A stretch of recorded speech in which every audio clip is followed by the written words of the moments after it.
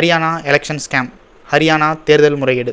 கடந்த சில தினங்களுக்கு முன்னாடி இந்தியாவினுடைய எதிர்க்கட்சித் தலைவர் ராகுல் காந்தி ஹரியானா மாநிலத்தில் நடந்திருப்பது வெறும் வாக்கு திருட்டு மட்டும் இல்லை, ஆட்சி திருட்டு அப்படின்னு குற்றம் சாட்டியிருந்தார். அப்படி ஹரியானா மாநிலத்தில் என்னதான் நடந்துச்சு? கடந்த ஆண்டு அக்டோபர் மாதம் 2024 ஹரியானாவில் 90 தொகுதிகள் அடங்கிய ஹரியானா மாநிலத்துக்கு சட்டமன்ற தேர்தல் நடக்குது. அந்த தேர்தலுக்கு முந்தைய கருத்து கணிப்பும் தேர்தலுக்கு பிந்தைய கருத்து கணிப்பும், அதாவது ஒப்பீனியன் போல் அண்ட் எக்ஸிட் போல் ரெண்டும் என்ன சொல்லுதுன்னா, காங்கிரஸ் கட்சி மிகப்பெரிய வெற்றி பெற்று தனிப்பெரும்பான்மையுடன் ஆட்சி அமைக்கும் அப்படின்னு கருத்து கணிப்புலாம் சொல்லுது. ஆனால் தேர்தலோட முடிவுகளோ பாஜக ஆட்சி அமைக்குது. வெறும் கருத்து கணிப்பு முடிவை மட்டும் வச்சு தேர்தல் ரிசல்ட்டை வச்சு நம்ம எலெக்ஷன் முறைகேடாக நடந்துருச்சு அப்படின்னு சொல்கிறோமா? இல்லை.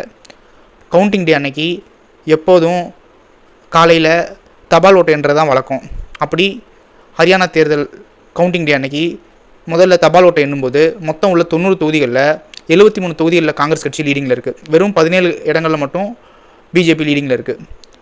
அதற்கப்புறம் இவிஎம் மிஷினை எண்ணும்போது அப்படியே ரிசல்ட் தலைகீழாக மாறி 73 இடத்துல லீடிங்கில் இருந்த காங்கிரஸ் கட்சி 38 இடங்களுக்கு வந்துடுது.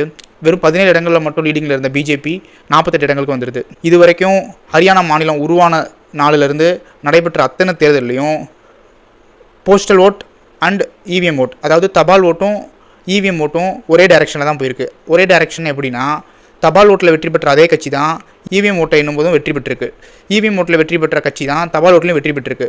ஹரியானாவோட வரலாற்றிலே முதல் முறையாக தபால் ஓட்டில் மிகப்பெரும் வெற்றி பெற்ற கட்சி இவிஎம் ஓட்டில் தோல்வி அடைஞ்சிருக்கு. இது ஒரு பலத்த சந்தேகத்தை உருவாக்குது.